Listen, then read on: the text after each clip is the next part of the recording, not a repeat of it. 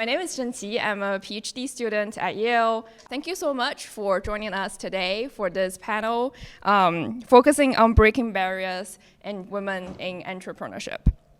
So this event brings 4 incredible panelists across different corners of the industry, and they're going to share their insights, their experience, and their thoughtful feedback of their own journal. And I think we can start with a brief introduction of you all. Just please remember to use that. And let's maybe start with Olga. Hi, my name is Olga Bartnicki. I am a founder of 3 startups. 2 failed, 1 succeeded. I also scaled a tech company, which I did not co-found, but took it from sort of a place of being stuck to becoming something pretty awesome. I also worked as an investment banker and as a venture capitalist, so kind of seen the other side of it, and I'm back to running companies again. Right now I'm running a SaaS tech company. Hi, everyone. I'm Justine Levin-Allerhand. It's great to be back at Yale after spending a big chunk of my career here. I'm currently up in Boston at Flagship Pioneering. I'm an executive partner focusing on origination and corporate development. Flagship is a unique institution that is essentially a company of companies. We are in the business of conceiving, creating, and scaling original bioplatform companies in human health and planetary health. Prior to Flagship, I spent most of my career actually in support of science in the academic environment. I'm a scientist by training, did my postdoc at Yale, and started my career at Yale, spent about 10 years here actually in the fundraising office, and then came to Boston to work at the Broad Institute of MIT and Harvard, where I oversaw external relations. So it's great to be here to give my perspective on venture creation, especially in the sciences, how we do it at Flagship, how we try to empower our scientist entrepreneurs, many of whom are women, and try to build a special community, and hopefully some of those insights will be helpful here. Hi everyone, my name is Xuefei Gao, and I'm the co-founder and CEO of Ascent Bio. It's truly an honor to share this panel with 3 amazing female role models. And I'm also a Yale alum, graduating from Yale 2 years ago from the MBA and PhD dual degree program. And Ascent Bio is also a Yale spin-out, so I've been working on this since graduation. And we are building an AI agent that acts as a collaborative AI teammate to scientists at pharmas and biotechs to accelerate the drug design and development process. And before Yale, I spent 4 years in Asia working as a biotech investor. So I'm also similar to Olga. I'm also an investor turned operator and entrepreneur. Wonderful. Good morning, everyone. I'm Alana Ackerson. I spent most of my career in Silicon Valley, building and investing in early stage technology companies. I spent a lot of time in the fintech space, so I co-founded Figure Technologies, which is a large consumer lending company, and Provenance Blockchain, which is one of the largest protocols for originating and securing assets on chain. And I ran the Peter Thiel Foundation, which was a very exciting time. We led the Thiel Fellows Program, which would invest in teenagers and people in college to drop out of school and start to build early. And some really exciting projects came out of that: Ethereum, Figma, Scale AI, and the rest. So I love working with people who are at that very early stage of an idea and breathing life into something new and exciting. And most recently, I've been spending time on a book tour talking a little bit about how we are creative beings, and it's how we express hope for a better future for humanity. So. Yes, that's great. And we do see a variety of backgrounds and very diverse experiences here. So let's kick things start with a fun one. What drew you to the entrepreneurship industry? What's the initial spark? Olga, do you want to share? For me, it wasn't my spark. Someone told me. Someone noticed me, which is, by the way, I think is important. I was super early in my career. I was 19 years old, and someone who was a venture capitalist at that time, but originally an operator, turned venture capitalist, sat me down, got me to tell him my story, my immigrant story. I came here on my own at the age of 18, started everything from scratch. He said, "You probably don't know it yet, but you're clearly a future founder." I've been one, I can see one 1,000 miles away. In fact, as a VC now, this is what I do. I look for certain personality types They normally develop some skill sets along the way, but personality and how you're kind of already made, what you're made out of matters. You are that person, and you should do this. In fact, we just invested in a startup, battery manufacturing startup. I'll introduce you. Just become the most junior person on the team, learn and get going. So for me, it wasn't actually me. Someone sort of noticed and connected my personality type with that's what I should be doing, which I'm forever thankful for, really. Yeah, Olga, just a small follow-up question. Of course. Did they elaborate what's the personality that they see in you? Tenacious, unstoppable. I care for excellence. I compete with myself usually. The second I achieve whatever that I decided, I come up with something else. And just sort of also being kind of, I guess, frugal in how I went about it, like being very, oh, okay, this didn't work, I'll try this. This didn't work, I'll try that. This didn't work, I'll try this. With myself, if you will, with my own story as an immigrant. And I guess he saw that I would probably be applying it. And he's been right. I tend to apply the same approach in business as I do in life. Yeah, that's great. Thank you. And Justine, what's your initial sparkle? Yeah, I'm happy to dive into that, but I just want to pick up on 2 points that you made, Olga, that I fully agree with. The first is, and this does connect to my own personal story, is throughout my career, I think people have seen things in me before I could see them in myself. Mm-hmm. And just by having those champions or having people identify that and say it, you know, it really is a pull versus a push. Not that a push is bad. A push is really important, and we could talk about that. But that pull I've seen consistently, and I think it is critically important. The other piece that I would just love to double down on is throughout my time, certainly at Flagship, and then even at the Broad Institute, which is a nonprofit, the notion of relentlessness and being relentless is a key aspect of what I see in people who have been wildly successful in the work that they do in trying to really, you know, chart uncharted territories.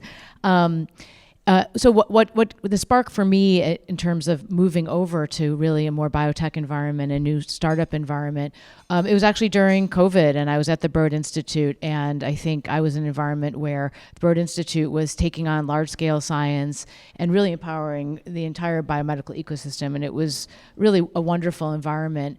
But I think there was a little nudge and a tug for me of how can I be involved farther along in the innovation cycle, getting closer to patients, and I had the opportunity to meet Nubar Fan, who's the CEO and founder of Flagship Pioneering, and an entrepreneur from early days post his time at MIT, and just started talking about opportunities even for one of their boards. And as we were talking, it was clear that again he saw something in me probably before I saw in myself of ways that I could have impact in a different environment that that I knew of, and of course had experience of being involved and connected to ideas that were translated out of the Broad Institute to new companies, but was not as intimately involved. And having the opportunity to be part of a different life form where you could have impact, and through startups and through biotech, just all of a sudden, you know, the spark really was ignited in me, and has been a great journey over the last handful of years.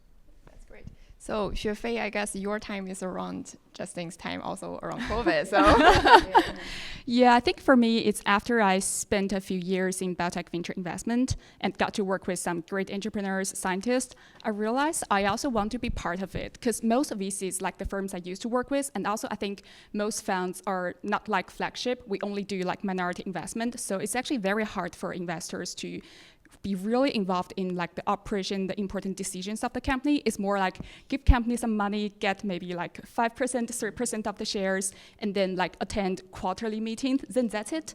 So I felt like, okay, I want to be part of the journey. I want to at least try building something from the ground up. But I think what really pushed me to make decision around the same time with Justine, but a different reason, is for like when I saw how AI was evolving and changing different industries, it feels like for me, like if I want to try building something, this might be the right timing. So yeah, that's how it started. So I think it's boredom and curiosity. You get antsy. You want to be part of the creative process. And then it's a curiosity about what's possible. That's always been how we as humans have operated, right? You see a dislocation in the market, you see an opening, you see a problem that isn't solved, right? A lot of founders, it's a very personal thing, right? I'm sure a lot of the projects you're working on, there was some relevance. Sometimes you get just kind of plucked out and sucked into something that you really didn't have a lot of experience in, but it comes from hoping for something better, believing that it can look differently, right? And that takes curiosity, and it takes a little bit of like gumption, right? Because typically if it doesn't exist right now, there needs to be a shift in understanding of what's possible. But I think that is what drives a lot of us to build, right? It's that dual boredom and curiosity that always kind of sneaks in. Yeah, I agree with Alana. That's a really good summary. And curiosity, I also personally think it's a acquired personality that can be nurtured. So now let's maybe get into the heart of today's conversation. And the first question is that what challenges do you face in your career? And are any of this ties to a broader systematic barrier? Olga, do you want to start with this? Challenges that I face in my career are sometimes what I do gets seen as, oh, this is early stage only. And people tend to bucket things early stage, growth stage, later stage, and this stage. And they tend to somehow think that the skill set that's applicable here is completely inapplicable here and completely inapplicable here. I might agree that if the company is very large, it certainly does require more of a managerial, I would call it, approach where you oversee things as opposed to build them yourself. But I would argue that there is early growth and stuck stages. Sometimes you get to, 10 million in revenue and you're stuck and it's not growing anymore. To me, that is still the same skill set. So I would spread the skill set of a builder a lot longer on the company's path than seemingly today it's being kind of labeled as. For example, right now I'm at a company that is not, by definition, meaning how long ago was it started, is not a startup. But in my view, in order to get anywhere, it needs to reapply all the same methodologies with which we work: agile, lean, growth hacking, though it's been around for 20 years, right? So how do you do that? That's actually even a bit more complicated than starting completely from scratch, but you need to apply the same things back again. So the challenge I face is sometimes you sort of, oh, this is an early stage person, right? Oh, not really. I think we need to start looking at our skill sets differently. One other way that I think I feel a challenge in my career, I've never been an idea entrepreneur. And entrepreneurs usually are looked at as idea people. I've been what I started calling a builder. I can take any one of your ideas and help you actually build a company out of it, which sort of is not looked at as a founder. But because we sort of believe you have to be driven by this one thing only, I get as easily excited about building this company, or that company, because I'm a builder by nature. It's very hard for me to communicate this in the market and get people to understand it, because that's sort of not how the world around us perceives it. So if you have a different view on how things may work, sometimes it's difficult to convince others to see it that way. So I would say there have been moments in my career where the challenge really is because I haven't thought about all my options. And I do think that it is, not to say that we shouldn't own because we should, or others shouldn't help, because I think we highlighted that there are people who have been instrumental in helping advance. But it goes two ways. And so I'm not going to speak about a specific company situation. For me, it's all about identifying where I want to head understanding those options and having that clarity. So the moments where I may have been stuck at any point where there was a challenge, whereas where I didn't define those options, I didn't go after. And then once you have that clarity, once you both have that optionality set and then define with clarity where you want to head, then I think for me it's kind of lifted things up in very different ways. So I would say challenges come our way all the time. And I think, we think about this, we talk a lot about this at Flagship around how to build optionality. When you're thinking about how to grow your company, how to think about the 3 very different versions of where this would head and have full plans across 3 different options, because one doesn't know what the externalities are. One doesn't know what even the internalities are, if that's not exactly a word, but the science that may or may not, bear fruit. So I do think for me, when challenges emerge, it really has been because I haven't had the optionality in my mind. I haven't thought through the various opportunity sets. And so not to say that it's all on you, but for me, it has been liberating when I've had the optionality laid out for myself. And I may not take any of them, but just knowing that those are there, that's how I've both experienced challenge and also tried to mitigate challenge. Yeah, Justine, sorry, before we move on, could you elaborate a little bit more on how, some tips and tricks for how to lay out the options? Yeah, I think, we talk a lot about it at Flagship, but I think this is a general principle of taking a future backwards view. So, part of what we do at Flagship scientifically is take leaps.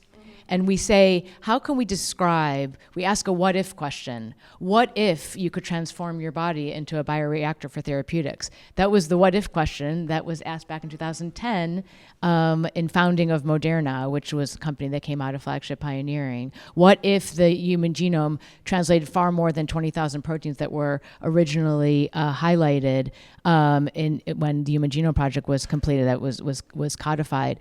And what one does in that leaping is you describe a future with precision, and you work your way backwards to the present by asking a series of sub-questions that you then have to go after. So I say that as part of a scientific process, but I do think that when thinking about optionality, it is saying, okay, what could the future look like? Where do I want to land? And how do I work my way backwards? And, place yourself 2-3 years ahead. Place your company 2-3-4 years ahead. What does that look like? Because otherwise, going present forward, it could end up being incremental. And going present forward may not actually realize the potential that may be there. So I do think that kind of a central tenet that is both relevant to building companies, but also, from a personal standpoint, I think is helpful. And I think most founders do that, right? Founders, what do? They ask that question. They seek through curiosity or for purpose-driven approach, I need to solve this. And you're not solving tomorrow. You're solving the future and trying to bring it to the present. Could I give an example of that? Yeah, Of course. Mm-hmm. An example of that for my career, which is what kind of we're trying to talk about as entrepreneurship, was I thought about this for myself, again, with some help. And what I saw that perhaps might stand in my way as a female entrepreneur, say 5 years from now, would be raising capital. I kind of thought, yeah, it's harder. And I thought, okay, and another interesting observation was sometimes there was this stereotype at that time, I don't know if it exists now or not, if you haven't worked in a large company, then you don't kind of understand quite how they run or how they work. So I thought forward like that, and I went and I worked on Wall Street, not because I wanted to work on Wall Street, but because I thought, okay, 5-7 years from now, I will be standing in front of a venture capitalist pitching. What are they going to be thinking? Oh, maybe the idea she's presenting is a good one, but she's never raised capital and she doesn't understand finance, right? So I thought, I'm going to go and scratch that one off the list. Okay, and then they're going to say, okay, all she's ever done was small companies. I went and I worked in a large company for just 2 years. Again, kind of purposely, not that I wanted to be there, but just, okay, scratch that one off. So that kind of goes as an example to what you were saying. Yeah, so Xuefei, I think, yes. Yeah, I think I resonate a lot with like Olga's point about like the challenges, some of the obvious challenges faced by entrepreneurs. But I also want to like mention, I think what surprised or like shocked me the most after I started the company, it's like about how much work that's actually usually unseen by people outside needs to be put into the company to make things work. Those are actually about like operational related, compliance related, finance, tax. I suddenly realized, okay, like now as I started the company, there's so many things I didn't expect before, because previously I thought it's more about like fundraising. I have a strategy that works and I can hire people, okay, like it should work. But then I realized, okay, like actually maybe 50% or even more of my time, like as a COO, needs to be put into those operational related works that's actually usually not seen by people. And actually, honestly, I didn't enjoy doing them, but I realized, okay, I have to do them to make things work. I think that's a very big challenge for me early on as like a transitioning of the mindset, and also like to really realize, okay, what are the works that needed to make a company work. I do want to kind of come back to a point you made about being the idea founder. There's such a cult of the idea founder, which is really misplaced. I think being an excellent operator and knowing what clean execution looks like adds far more value. And I think that's something that I struggled with earlier in my career, wanting to be kind of that idea founder.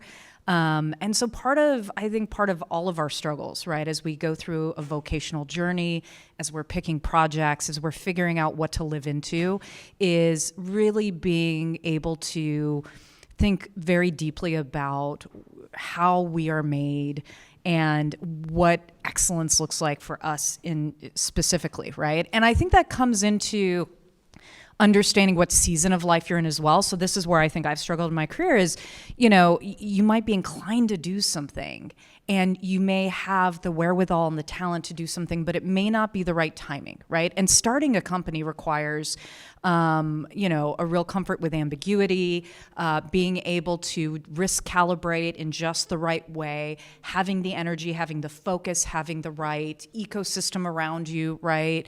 The right team, the right tribe in certain ways. And so you may have this draw to be a builder, to be a creator, and that is very real and very honest.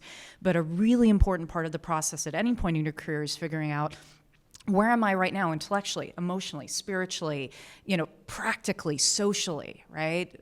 In terms of my family, all these different things. It doesn't happen in a vacuum, right? Any type of build or creative process.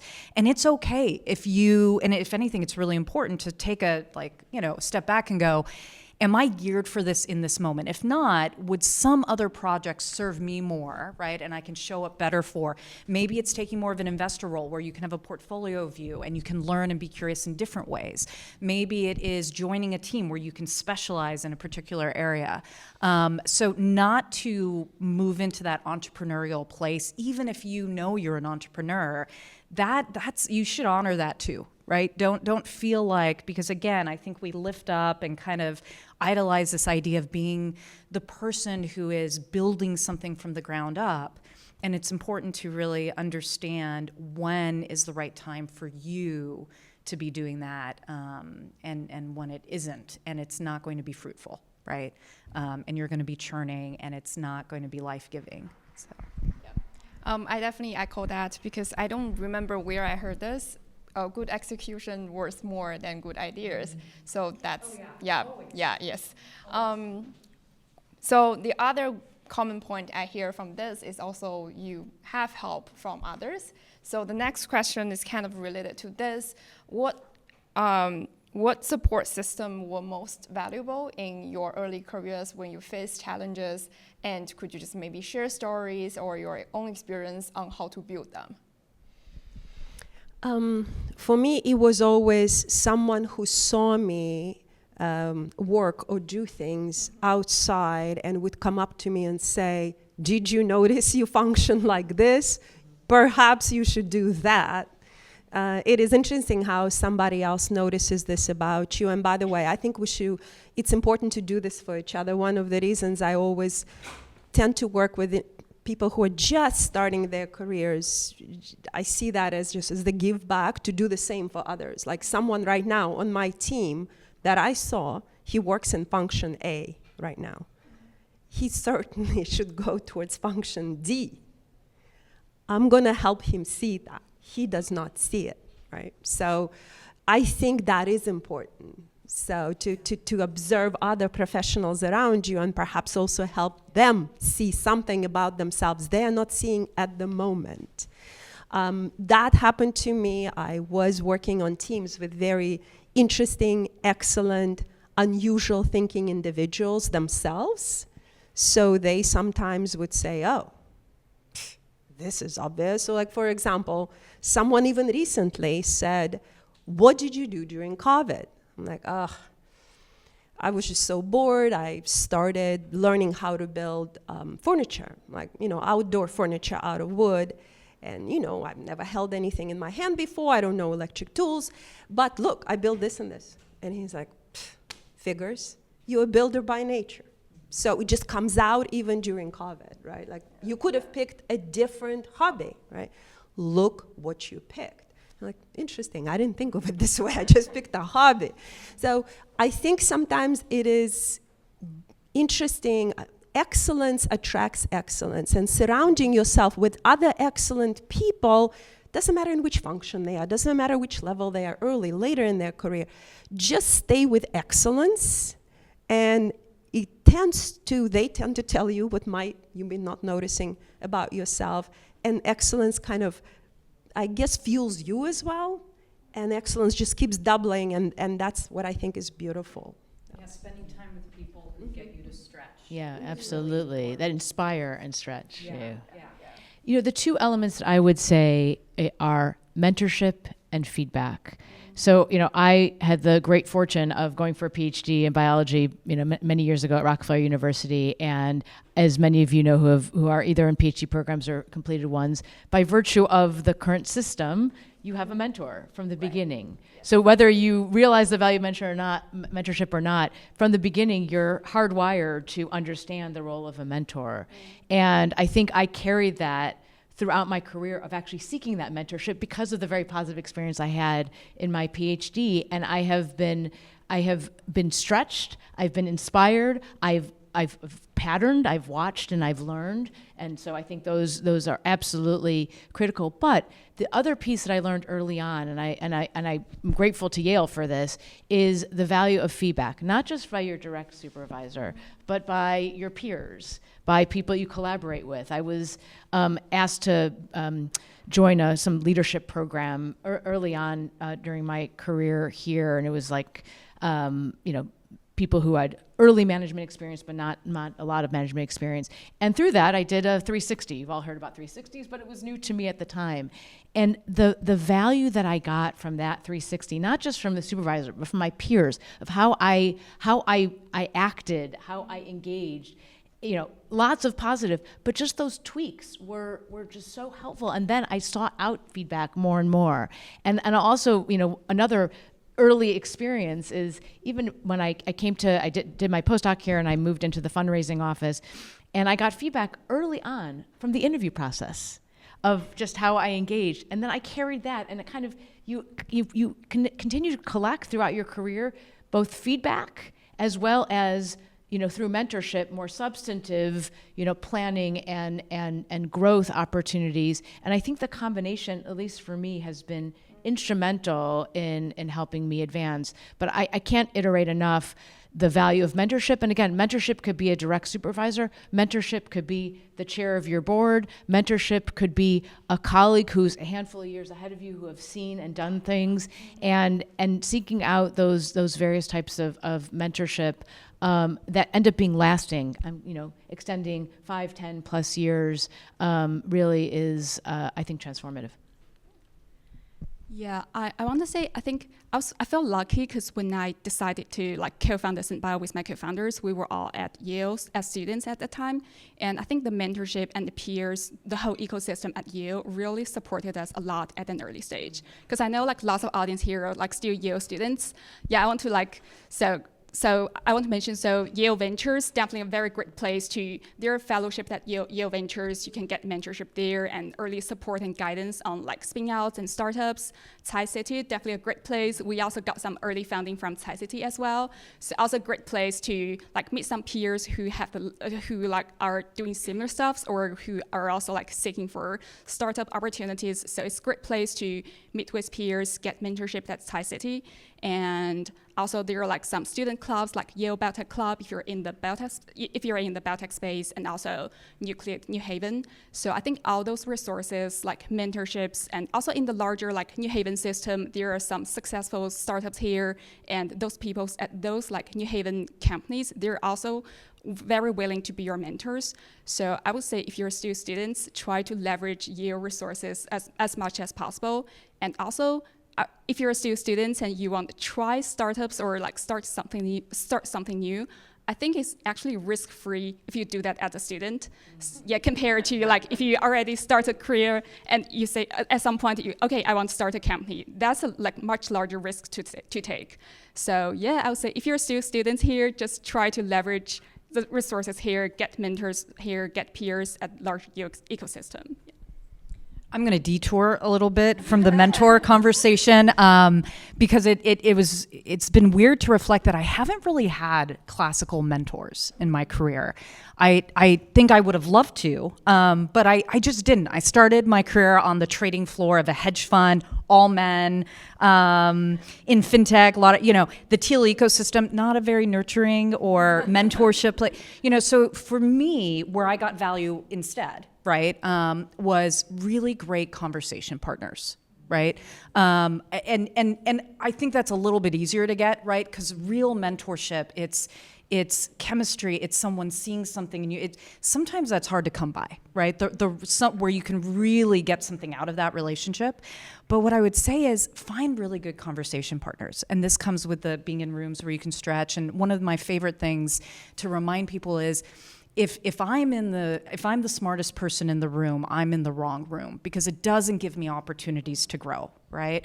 It doesn't give me opportunities to think more expansively about optionality, to think about what's possible, right? To reflect on, sort of where my strengths are. So I would say find really good conversation partners. I found that more from peer groups, right? People who push me, who inspire me, who challenge how I think about things.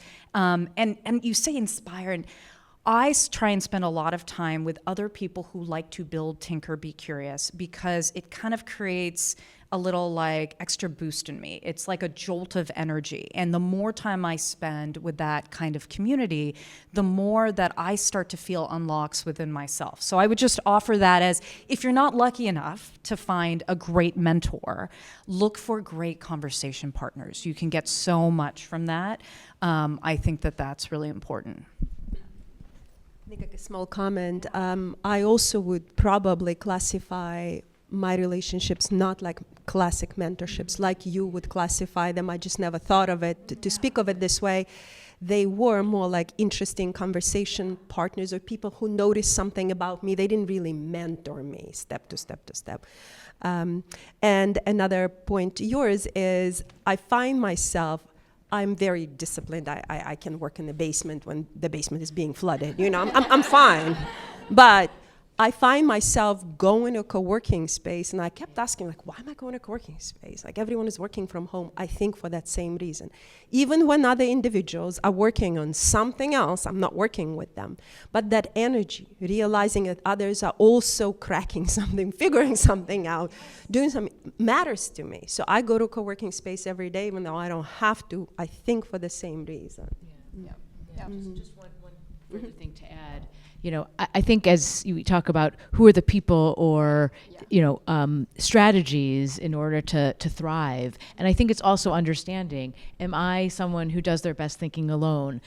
Are you someone who likes to iterate with others to draw out? I mean, at least for me, I much rather be in a team and, really leverage the complementary viewpoints and perspectives, but then leading into that and surrounding yourself, just like you're saying, I'm going to show up at a co-working space because I know that that's going to give me energy in a different way. And I think sometimes you almost have to take yourself out of your current situation and see what works and doesn't work to actually reflect. And if you can do that without it, that's amazing. But I think sometimes it requires just moving yourself, into situations that may not be as good, not to do that deliberately. But if that happens, all of a sudden it sparks, oh, this is what works well for me, and I'm now going to seek it out. And no shame in that, right? It's really just matching how you really excel. Yes.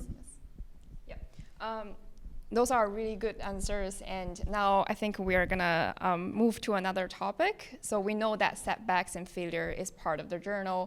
And of course, if in your career everything is smooth, I would really kind of congratulate you on that. But we're gonna talk a little bit how a rejection or a setback that significantly changed your approach.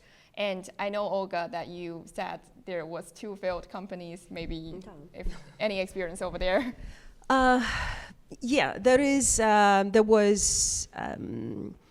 were insights in the 2 failures. What I thought was particularly unexpected, strange, and shocking to me was my biggest challenge was actually with the company with which we succeeded.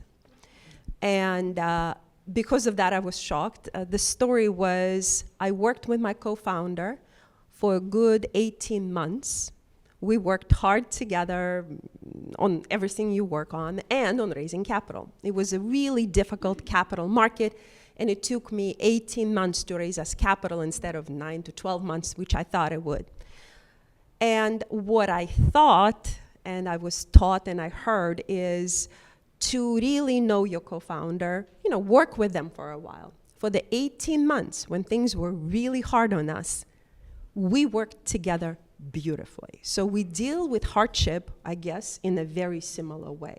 And I thought, great. So we raise the money, we get this money in our checking account, and there is something nice about having $1.5 million in your checking account, and you're sitting there thinking, wow, yeah, that's nice. There used to be 0 there. Like you look at it a few times now, and what I did not expect is what it did to my co-founder. I thought it's the hardship when you're still raising. You can't raise. You're running together. I thought that's when I needed to learn how he operated, right, or what it was. But something unexpected happened when we actually raised it. He made it mean he succeeded. I thought, which is the very beginning, this 1.5, we're going to burn it, and pretty quickly based on what we need to do. So yeah, it is nice. I mean, it's nice to raise the money, right? But I was like, great. I mean, yeah, there is something here to feel good about, but it's just the beginning. He turned into a king. And I thought, Everyone had a king around them. And I thought, okay, give him a week or 2. I did not plan on that, considering how I observed him work for 18 months. He was in the trenches, digging dirt together with me, right? I thought, okay, a week or 2, maybe he'll stop being a king. No. And I eventually had to leave the company because he made the environment impossible. I never expected that you kind of realize not only do you need to know someone you're co-founding a company in hardship, but you actually need to know them in success. Who knew that, right? And how do you, you can create a little bit of a hardship and work together at the beginning, right, to make sure, okay, we're working together well. But how do you create a scenario when things are good to test them, so to speak? I, to this day, do not know how to do that.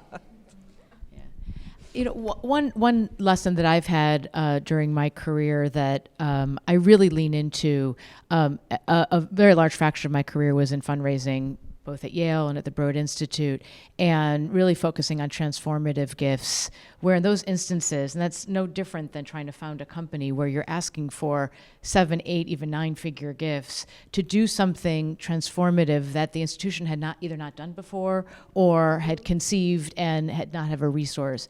And so that work in really partnering with scientists to understand what the value proposition is, what's the transformation that may be possible, engaging with a prospective donor. You go deep with a small team, and you are, in the trenches trying to both identify what the opportunity is, and then working closely with someone who could really make a transformative impact. And along the way, you get no's, and it's completely devastating because of the science that may be lost, that may not be pursued, to the shared experience where you've built that team and that engagement.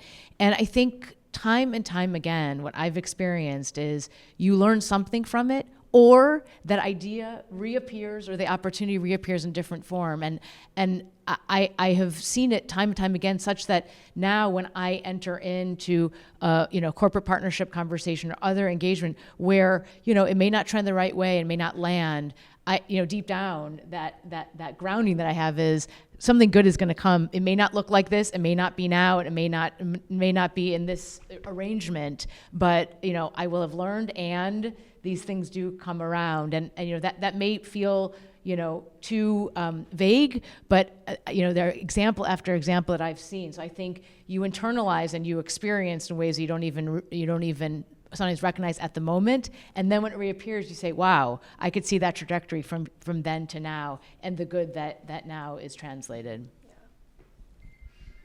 Yeah, I want to share maybe like a very near-term setback. It's actually we had a hard time at the very beginning when we started the company and like raised our initial funding, because that's like the pre-ChatGPT world, like how people perceive AI and how AI can impact different industries. It's so different, like 3 years ago compared to what people are perceived everything about AI now. But at an early stage, because we're spinning out the tech from the Yale, we're a kind of like builder. So I would say like we do have some like maybe emotional or like some bias to the technology. We think, okay, like we believe in the tech. We saw some very like strong early signal. We thought, okay, like everyone else should see the same thing. But when we go out and pitch to investors and some early stage like industry collaborators, we realized, okay, like how people perceive it is very different. We got like lots of questions at very early stage about like how like will farmers really like use AI to like be part of their workflow? And some people are still very skeptical about that at an early stage. But it's actually at an early stage, it's also super hard to prove, because when we don't have funding, it's hard to generate data that can like convince people, but we need to convince people to get the funding to generate data. And it's like a chicken and egg issue. And in the meantime, we also need to convince people about the industry trend, because like what we are working in, like the pharmaceutical industry, the life science industry, it has a lot of novel technologies, but it's also a very traditional industry, because like large pharmas are still the most important players in the industry. They've been there forever, and they're large companies. So people are aware, okay, it's super hard for them to change their workflow. Then how are you able to convince them maybe to try your technology? That's actually a real question like 3 years ago. But like now it's no more a question, like everyone is actively like trying to see how we can integrate that into part of the workflow. But that's different early on. Yeah, so I think my lessons learned from that is first, like people from the outside see your technology, see your company in a really different way than how we see it ourselves. And also like timing is really different, and now like how we pitch to investors, it's so different than like how we do that 2-3 years ago, and also the questions we got from investors are so different. And I think also like it's also about if you're like starting your own startup maybe now or in future, I think it's also about pitching different stories to different people, like based on their background, like their roles in the company. You really need to tailor your stories to like maybe to add some background knowledge, background intros to some like audience. Maybe for some people, you actually can just go direct into your solution, your story. Yeah, but also it's, yeah, and really like the timing and how the questions we got from people is so different. And I would say it might be like a little bit off the question, but I would say building in the AI, it's very interesting timing now. So if like, I know like a lot of students here, you might be in different like, take different majors, but I think now like AI, it's really, we do see lots of interesting things happening in industry. So yeah, I would also highly recommend, even if you're not in the AI industry, so it would be interesting to look what's happening at the intersection when you're considering maybe career options or maybe class options. So something that I didn't learn until later in my career has been incredibly valuable is this understanding that you can always course correct. And it sounds like a simple idea, but how many of us have been in a job focusing on a project or an idea in a relationship of any nature, right, where you hold things so tightly because it's your whole world in that moment, right? And it needs to be by definition because you really want to invest into it. You want to sit deeply in it. You want the commitment, the focus, all these things, right? But that feeling is a lot of what drives paralysis around failure, right? And skews your risk calibration. If you can learn earlier on that, believe it or not, the world has so many things to work on. There are so many new openings, so many new people to collaborate with, new capital to tap into. It is massively freeing when you think about failure or running into walls. And I've had some massive wins in my career, and I've had some tremendous, this was folly. I don't know what I was thinking, right? And in that moment, it's everything. And it's a muscle to build to remember that unless you do something that creates a path dependency that is irreversible, and there are a set of things like that in the world, but they are much smaller than we would normally tell ourselves, right, in terms of the stories we tell ourselves. You can always course correct. There are lots of ways to course correct, and that is incredibly freeing when you're making career choices, when you're picking projects, partners, things like that. Now, you don't want to be wasteful. You want to make good decisions, right? You want things to be fruitful. You want things to succeed.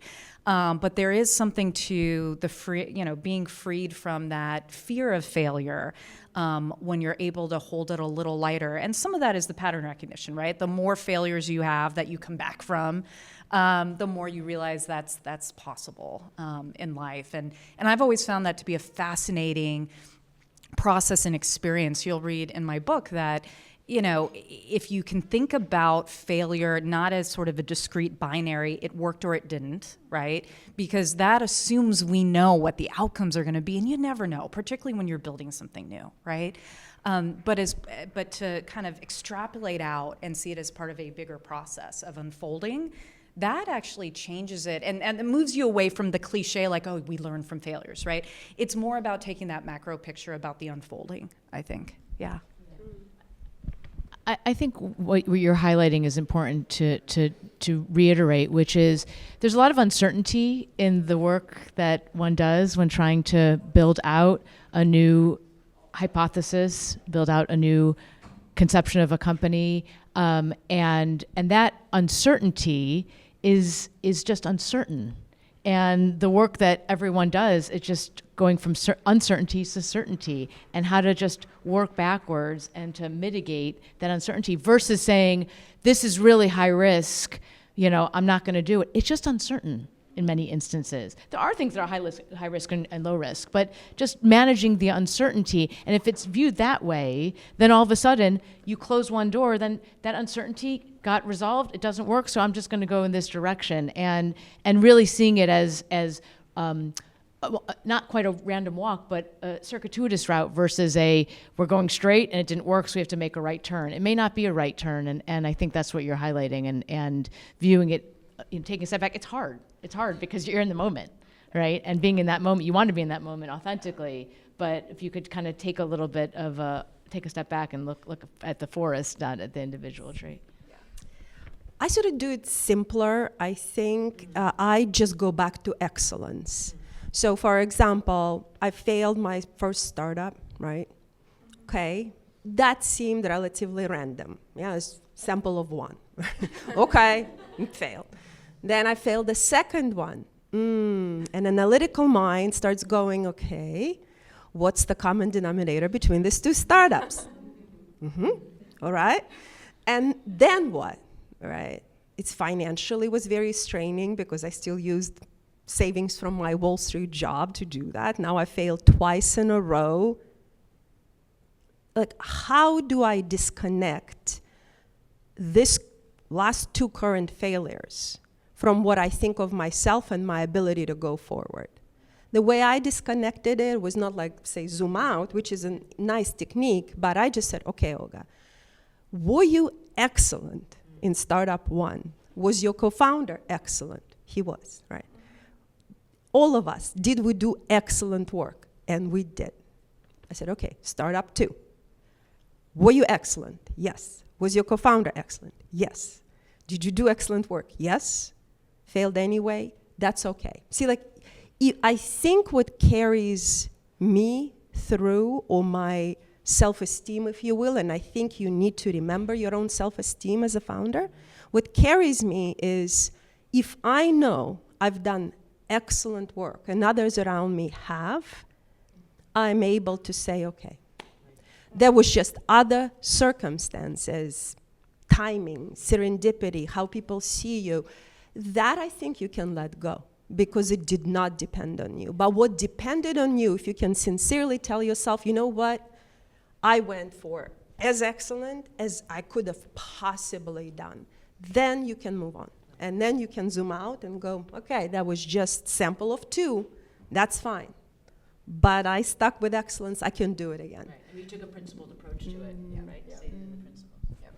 Okay, so what I learned from this is to embrace uncertainty, learn from failure, be confident, and also not to work with a king. and now I think we're gonna go into a more practical question. So the first part, we would love to focus on the two founders we have here. And Olga and Xuefei, do you have any specific advice on like funding terms every founder should know when negotiating with investors? I would say the two terms that I've seen people be most uncomfortable with or not expect, if they haven't done it before, is liquidation preference. It's very often misunderstood. People are looking at valuations and percentages owned. That's logical to look at it.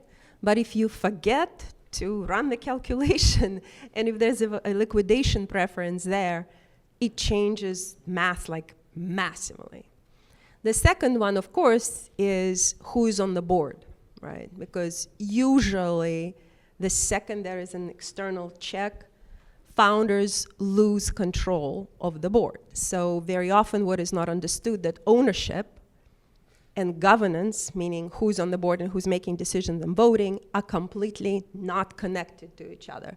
There is still this idea that, oh, we still held majority of the company as founders, somehow we, make decisions in the company. No. So very often, even if a minority part of your company was sold only, still investors would ask, one of you on the board, one of us, and an independent. Guess who chooses the independent? Or, okay, two of you, two of us, and an independent. Guess who chooses the independent? Not you, right? So I think understanding that is important because you need to, if there is already a consensus where the company should go and it's relatively clear, that's not an issue, right? Like who's on the board, because people tend to support each other in decisions and they tend to be logical. When you still don't know if you should be a B2B or B2C company, which is profoundly different, that can be really difficult, right? If you and your co-founder are still with your nose to the ground and you're figuring something out, but the board like, no, we invested in a B2B company. And you think you should be B2C, like, well, we learned something. It's, in other words, who makes the decisions in the company at which stage is important? Liquidation preference for economics, for decision-making, board structure. I would say those are probably the two most important things to look out for. Yeah, I would say because like Ascent Bio is still like super early stage, so my experience are more around early stage. I would say nowadays like early stage terms are actually quite straightforward and simple. So like liquidation, I believe like those are more for like later rounds. But I would say for choosing early stage investors, my experience was to really find the investors who can support you at an early stage, like either investors like who have strategic resources, who, for example, for us, like we love investors who know a lot lot of biotechs who know pharmas, who might even like be pharma itself, because they can help us to get expertise from the industry who can introduce us to potential collaborators. So I would say for early stage, it's more important to figure out what's behind the money. Like what are the things you can get from the investors? Or maybe like the investors is just like super supportive. The investor might be a serial entrepreneur like him or herself, so you can get experience, guidance as like, for me as a first-time founder. So I would say those are maybe even more important than like the valuation, like how much money for how much equity. Because there was a time when we secured our early funding and we got another term sheet from like another investor, and it was good, help us extend the runway.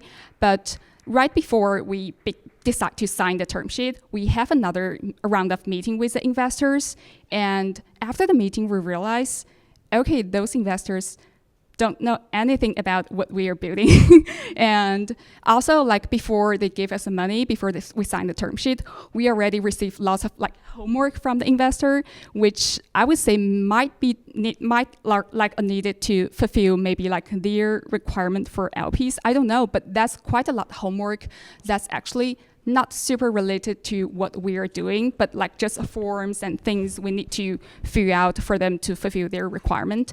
So last minute, we decided not to take that term sheet because it's really hard for us to see like how, like what kind of help we can get from the investor, but it's more like at a very early stage about like the restrictions and requirement, extra work and time needed to put in to get the money. Yeah, and also I want to also mention like now like there are also much more flexibility around terms at an early stage. Now there are like lots of early stage investors offer safe notes like convertible notes and capped safe, uncapped safe. Those are all like very good options to explore at an early stage. It's a simple thing, but read up on your investors and ask around. You'd think it's a straightforward thing, right? You do diligence on your investors, but people have track records in terms of how they navigate rapids when they come, what they enforce from a terms perspective, because there are some things, right, where there is discretion on how they are partnering with you. And, you know, there are investors that I will never take capital from because I've seen how when those really challenging moments have come, the way that they have been oppositional with their founders as opposed to collaborative, right? I've seen certain VCs just tank companies just out of spite. It's an amazing thing. And then I've seen others where when things when unexpected things are unfolding, those VCs are really good at removing blockers, at looking for creative ways to ensure that the project is an ongoing concern. And you can get that from talking to people who've worked with those investors in the past. So terms are absolutely important because you need everything on paper, but I would couple that with an understanding of how someone, you know, acts during those, you know, in a variety of circumstances. That tells you a lot more ultimately, I think. That's very good, and we for sure also want to hear from the other side, so the investors. Do you have any advice to give to our female entrepreneurs how to build a strong and good investor relationship? Yeah, so, you know, Flagship Pioneering is a company that really only invests its own internal ventures because the way that we're structured, we have 200 scientist entrepreneurs who are do their own original science that we use as the basis to establish, to form companies. And the early CEOs are the members of the teams within Flagship. So our pioneering business unit leaders are the founding CEOs. And then over time, we bring in an external CEO and a management team. So I would say it's a little bit different as what we're talking about here. But I do think the central tenet that is relevant as we think about as an investor in our companies, we fully fund the Series A. We bring other investors as of the B. So we're not the sole investor over the life of the company, but we usually are the primary shareholder. But what is relevant, and I think carries over even in our model into what we're discussing here, is seeking alignment.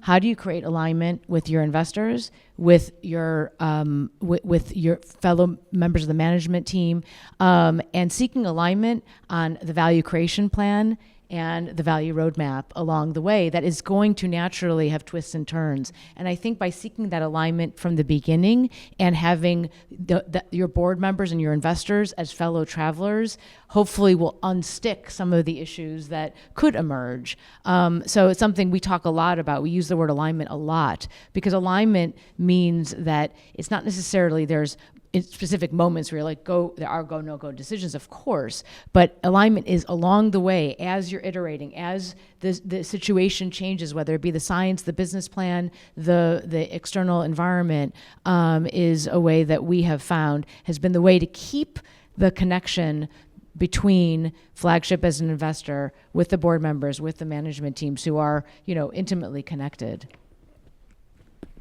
Alana, do you have anything to add for this? I don't think for that one. Okay, yeah, that was a good comprehensive answer. Thank you.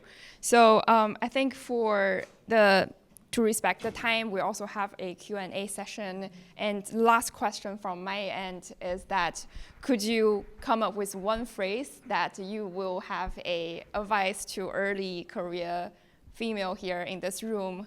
What phrase would you use as a advice? I think I already said mine, which was find great conversation partners and don't be the smartest person in the room. Let's change up the order. Yeah. I would say if I could have spoken, give advice to my younger self is build and lean into your network, however you define it. And I think you realize that more people are willing to engage, like what you're saying in conversation, and whether it be advice, be interlocutors, really lean into that because a lot of good can come from it. I'd say a little bit about being strategic. We sort of touched upon these different things, like to have some sort of a vision now and say 7 years from now, where would you like to be? Do you want to go work in a large company for a little while, then do a startup? I don't know, go work on Wall Street, try another startup, or just have some kind of a little bit of a tactical attack and know why you're doing things at that moment. So, I would say don't be afraid of taking risks at the start of your career. Yeah. Cool. So that wraps up our moderated discussion here, and we would love to thank our 4 panelists, and we're welcoming the questions from the floor. And please raise your hand. I will pass them. Okay. Sure. Hi. Thank you so much for sharing your experience and your words of wisdom. What I'm really interested in is what we all can do to move the needle forward for women in general. You've commented so much on what it takes to be a founder and how to get venture and all of that. Now, the truth of the matter is only 2%, or now with new numbers are 2.3% goes to women. So what do we do communally to really make a difference? Being curious, doing the excellent work and being the best, being relentless, and just plunging ahead and doing what you believe in, and being the smartest in the room, and all of that is not enough. What do we do? I'm happy to provide some initial thoughts. I think one of the most important things we can do is really provide feedback and mentorship for very specific experiences. So first time you walk into an investor office, how do you stand up in that room and present your case for support and your narrative? And having the informal advisors and people you could turn to actually guide you and give you both perspective, actually hear how you're in front of a room. And you could say that's not enough. There's more we can do. Absolutely. We need to be on both sides of the table. We need to be in front of the room. We need to be on the receiving end. But I think the piece that the informal support that we can give to each other, I think is going to be instrumental beyond the formal mechanisms that may be out there. Because I think that's what everyone has done in this community for a long time, is get the informal advice and the formal advice. And we need to really up the informal mentorship and guidance. So I'll focus on for us as individuals, as opposed to trying to think about it from a more macro policy perspective. I just say edit very quickly. There are enough good people in the world. There are enough people who are looking for talent and looking to work with, exceptional entrepreneurs. If you run into a wall with someone, move on very quickly. I walked into a VC pitch once, and he outright told me he had just sized me up right when I walked in as a female who wasn't an engineer, wasn't a technical founder, because I'm not a technical founder. And I was like, we're good. Shoot up. We're good. Because I don't have time to spend, trying to make people who they aren't. I think we as a society do need to do that, right? But if you're asking from an individual experience perspective, edit very quickly. The people that you are doing deals with, the people that you're partnering with. Trust your gut. You'll know early if these are worth collaborating with. I'm having some similar thoughts. I actually do think that's enough, each one of us doing it. Waiting for society to do something, it's just not going to happen. Just do it. I was once, speaking of societal things, trying to do things, I was receiving a term sheet from 3 funds. One of them was specifically targeting female entrepreneurs. I look at the terms, guess which one has the worst terms? Yes. The one that's targeting female entrepreneurs. I literally thought, kind of curious. Let me get on the phone with them. I'm like, why do these 2 angel groups have basically the same, literally the same terms, like a hair difference? Why is yours half the valuation of the other 2? Half. Do you know what she tells me, the managing director there? Because women tend to build companies that are not tech companies, so we have to be more conservative in our valuations. I'm like, that's a very interesting comment because my company happens to be a tech company. So don't wait for society. Just don't. I think be more tactical and more strategic and a way more selfish. Just want to succeed and surround yourself with the right things. Be excellent. And what you think will stand in your way, I don't know, not knowing how to do valuation, figure it out. Like get somebody to help you learn it. If raising capital will be on your way, go work in finance quickly for a little while, just so they don't think that. So just be very, very tactical and very deliberate about how you're getting there. Can I just, because I think this is an important realization for me that I'm surprised I was surprised about it, but one of my cycles of raising capital, I really did spend time with what a good friend of mine calls the lady dollars, right? Which I think is kind of funny. And it's challenging because you like to see those efforts. You like to see the industry put intention in place, right? You want to see dedicated pools of capital to unlock talent in ways. It's important. It's a good mechanism on its face, right? But the challenge is you start to see incentives skewed, motivation skewed, and a lot of the sort of women entrepreneur funds that I ended up pitching to, the terms were the most predatory. And it was really surprising and disappointing, right? So again, but it goes back to find the good investors who are aligned with you. It's all that, if you go back to first principles, you will find the right partners. And go in eyes wide open on stuff that might simply be optics. Because unfortunately that is part of that, whole system.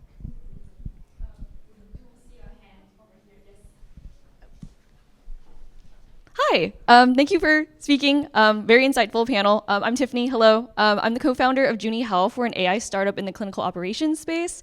And we got grant funding. We were able to build an MVP. And so right now, I'm really looking towards new customer acquisition. I think my question to this panel is, in your perspective, what would you recommend would be the right time to bring in external investors when we've just launched an MVP and we're still in the process of getting customers and sort of initial traction? Just thoughts on that. Yeah, I can start first. I think it's so. Are you still a student or you're? I'm not a student. My team consists of 2 faculty members and a couple of grad students. Yeah, I would say I think it's about runway and also how comfortable are you with your MVP? Because for us, for example, because when we decided to start the company, we were still students, so we actually at that time, we actually don't need to raise external funding first because we can like run the company at a really low cost. We don't need to pay ourselves. We can just like build the product at super low cost and then test it out with some early stage, maybe like collaborators at Yale and external like collaborators in industry. So that's really like zero cost. We can do that. So it's fine. Like we want to build the company for some time, and then like after we get a product, we go to investors. So we might be able to raise at a better term. So I think I don't know whether like you're in a similar situation, but if you're like decided to work on it full time, then it's about runway. You need to pay the team. You need to really like run the company as a company. Then you need to consider like how much runway you need to get to your like next maybe like flexion point, and then like how much money you need to get to that point. And then like you need to see like, okay, like what are the programs or investors that's a better fit for you. For example, if you're like in Connecticut, they're like Connecticut Innovations, you might be able to get some like early funding from them. It might be like easier compared to other like external investors, and also there are like other resources in the larger like Yale ecosystem. I think it's more about your stage, your runway, and also like how much money you need to get to your next point, and then like what are the investors that might be a fit for the stage. That, and what I found is it's a combination of what you need and also a combination of what the market is doing right now. And ideally, you can have a little bit of a pulse when someone will tell you honestly where the market is at the moment. For example, I just went out to market for a startup just to sort of understand in that particular segment, which is medical devices, what do angel expect to see? Mm-hmm. And what I found out they expect to see is kind of crazy. The device has to be finished, FDA approval has to be done, revenues have to be, it's just unrealistic. And I guess because overall right now the capital markets are just very, very difficult, so suddenly you hear these requirements and you realize, you know what, even if I spend every moment of every single day pitching, there's going to be no result. So perhaps then, if you realize the market is just so difficult, maybe you then try with a strategy where you keep costs low, you keep trying to get somewhere. Hopefully the market will change as you're doing it, instead of just spending full time on capital raise when you know the probability of that raise success will be so ridiculously low that your time spent on it will not be worth it. That's the difficult decision to make, right? Yeah. That's the difficult decision. You need to speak with some investors that would be like honest with you. Mm-hmm. Like for example, I have a couple of angel groups. I just know them as individuals. They'd say, do you want to see the companies we're looking at right now? To write the check? And I'm like, we're even close. Like, yeah, I'm not gonna spend the time right now. Yeah, super helpful. Yeah, thank you. Mm-hmm. We do see a hand over here too. Yes.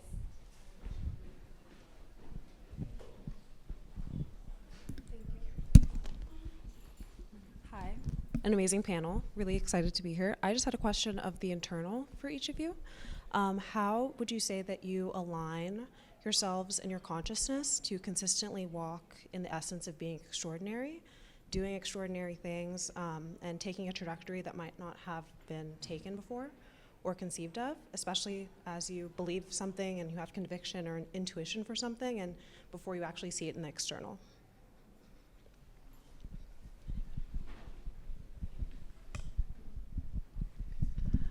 So I spend a lot of time thinking about this. I did something unusual in my career. So while I was building fintech companies and investing, I ended up getting training for 3 years to be a spiritual director, and then getting a master's in systematic theology and a doctorate in faith and technology. And the book came out of my dissertation. And I think that something that we can each connect with is that to breathe life into a new project, to be creative in this world, is how we sort of transcend the singleness of our own journey by introducing a newness, a what's next best and next best, right, for the human experience. And that is incredibly, that creates an incredible engine in you, right? If you are connecting with yourself as a creative being, right, as part of the unfolding of, what we are doing as a society, what we're doing as a species, And it's something that I think can map to anybody's journey, really. So it's a process, it's a discernment process of understanding your own psychology, your own motivations for building and creating. Lots of different things creep in to why we pick the sort of the narratives we do for ourselves.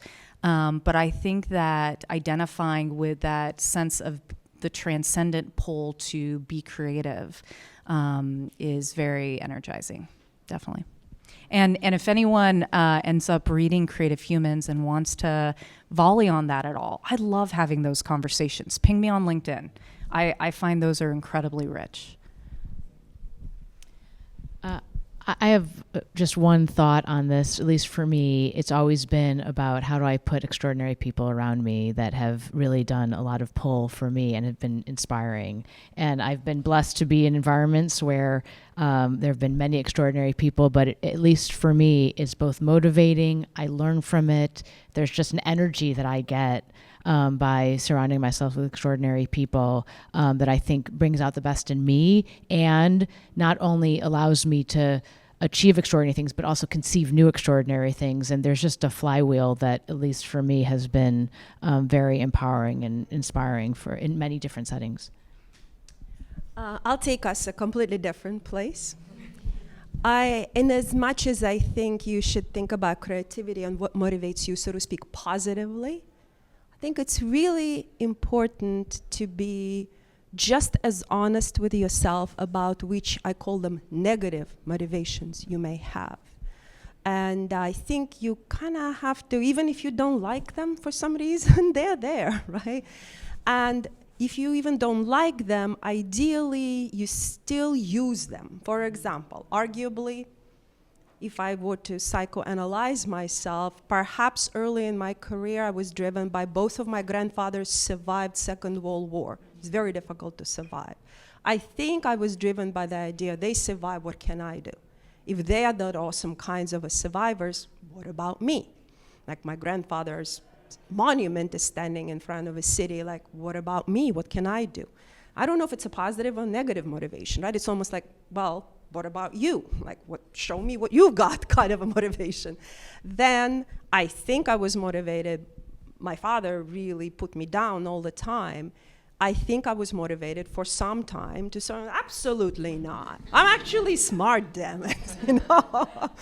Then I was motivated. My mother died young from cancer. I literally, to this day, I think I live with a sense of urgency. Like, because she didn't live very long, I feel like, okay, another day went just by. Like, what have I done? Like, what have I done? Anything worth anything? Call them negative motivators, right? But they motivate me. They don't motivate me to do something negative. They motivate me to do something positive, but kind of coming from that other place.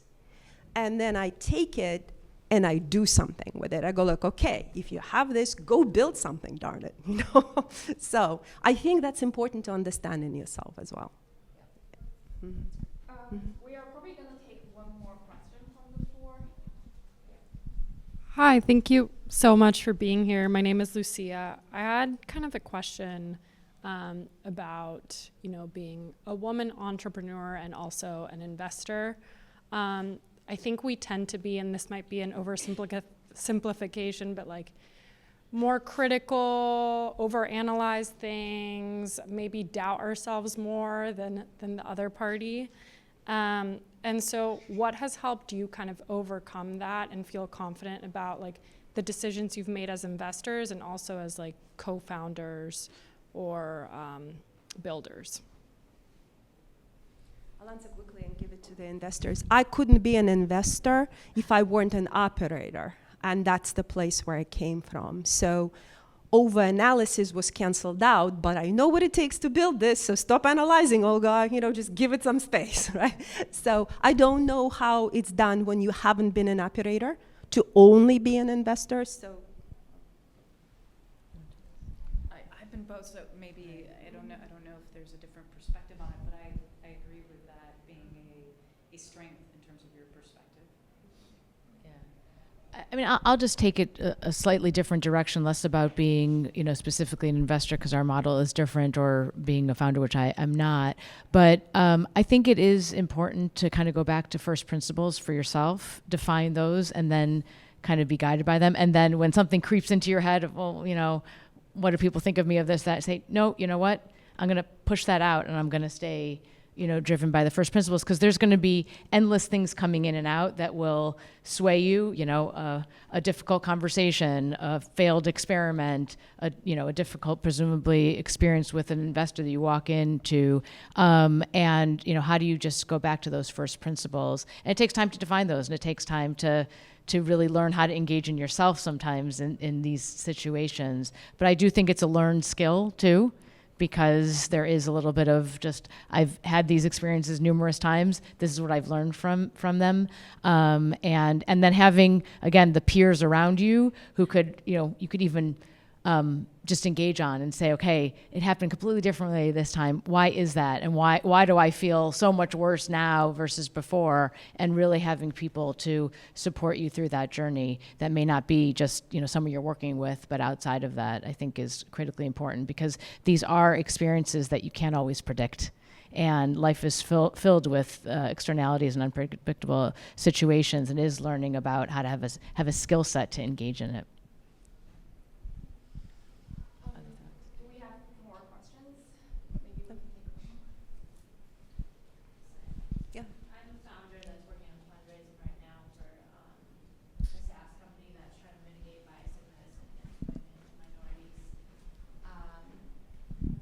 Do you think when you're speaking with investors that kind of automatically disregard you as a woman and what you're trying to do, would you try to convince them or just let it go and find a new investor?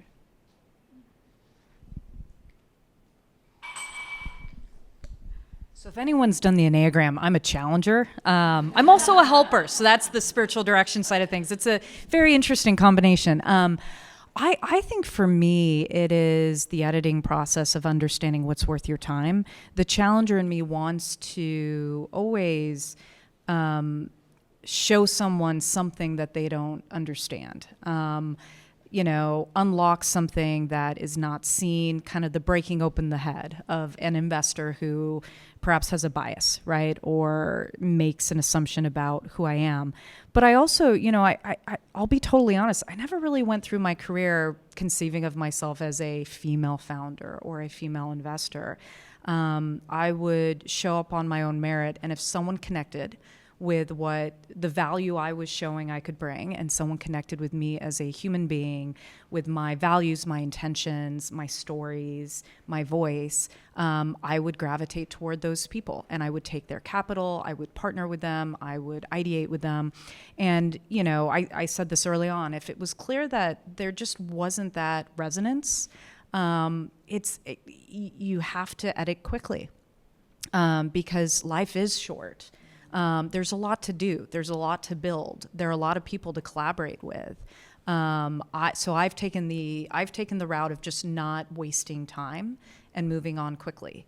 And that takes, sort of faith in there being enough people who you will resonate with and who will understand what you're bringing, that it will work out even if you sort of move away from those that aren't showing up in that way. I think fundraising is a tough process. You may receive lots of questions, no's. Don't take them personally, because you may talk to let's say 100 investors, but actually you just need 1 or 2 yes to make it work. So also after being on both sides, I would say sometimes investors or collaborators, they say a no to you, or they have a question to you. That might not be the actual reason they say no. It sometimes might because for example, the fund, sometimes they don't have the money to invest for this round, but they just have to shop around. So they actually say no to every startup they meet. So just don't take them personally. And if they say no, or if you think, okay, this is maybe not the right person to work with, just act fast, move to the next one.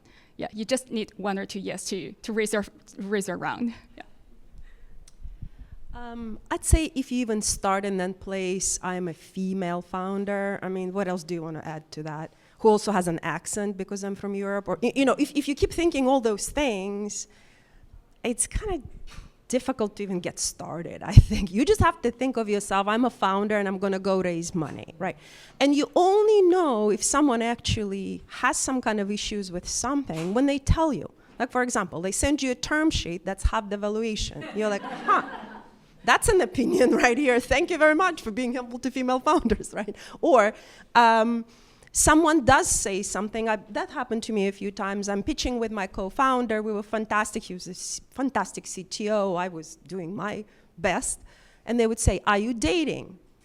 And, all right, I guess that's where that individual's head went. And something, because your head is not even there, you're like, oh, no, he's my co-founder, or they would say, oh, you must have worked most of your career in Europe. I have an accent, right? So it's not going away. It used to be that if majority of your work experience was in Europe, somehow that was negative. I don't think it's the problem anymore, and people don't look at it that way. But in other words, you only know that this is what they're thinking when they let you know directly. Other times, you don't assume that that's what it is, right? If they told you, like, yeah, and then you move on. But if they didn't, I don't think it serves you to assume something on your own. Please join me to thank our incredible panelists. Yes.